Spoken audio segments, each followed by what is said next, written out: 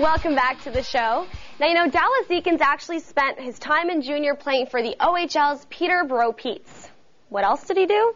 Let's hear more from Ulmer's chat with Eakins right now.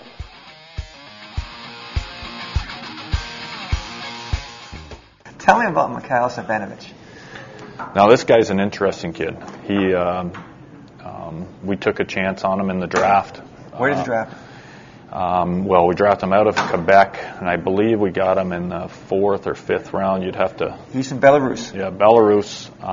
This guy, again, great skill set. He's big. He can skate. He has excellent hands.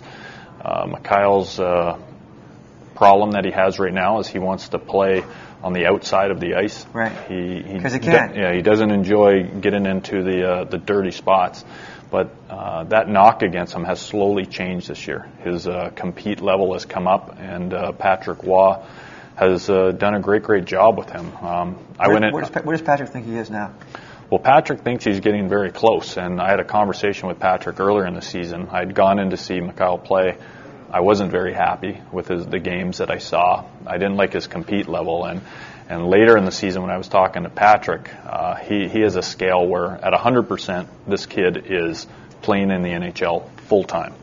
And he thought when I saw Mikhail play, I saw him at 30%, and he thinks through the playoffs he's got him up to 75, 80. So he's getting closer, and once again, he's a prospect. He's going to have to earn his way.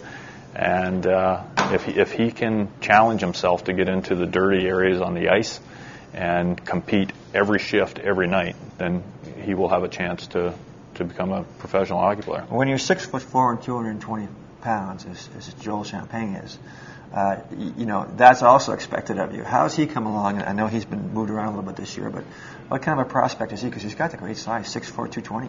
Yeah, Joel was traded this year, and it was probably the best thing that happened to him. He is now, his English is much better, which is always a challenge for these guys.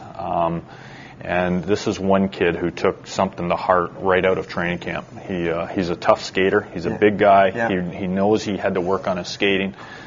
Graham Townsend was good enough to put some skating drills on a DVD. We got it out to him, and he was working non-stop on his skating on his own and with his coaches.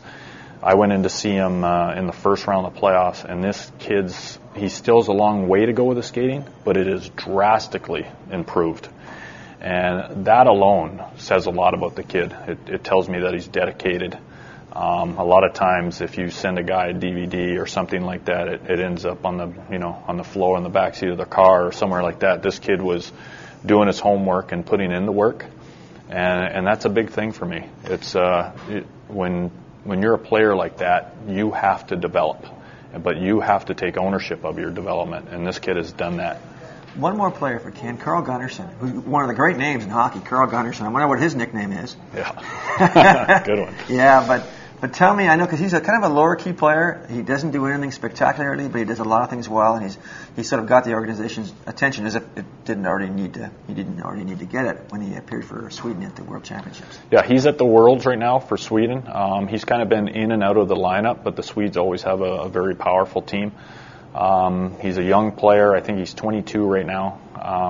And this kid has slowly gone about his business, flies underneath the radar, and is turned into a very good defenseman. And when I say that, I mean this kid plays his position. You're not going to go and see a guy carrying the puck up the ice with a lot of flash. You're not going to see him beating down on players physically. He goes about his business on the ice. He rarely makes any mistakes. He makes his first pass. He moves up the ice, closes the gap. He's responsible. And I think you have to know the game to go watch him and appreciate him. But you need guys like that on your team. You need guys like Thomas Caverly who can carry the puck up the ice every night. And you need a tough defenseman who can look after that. But you need the guys like Carl Gunnarsson in your lineup who can play defense. Beautiful. Dallas, thanks for all this.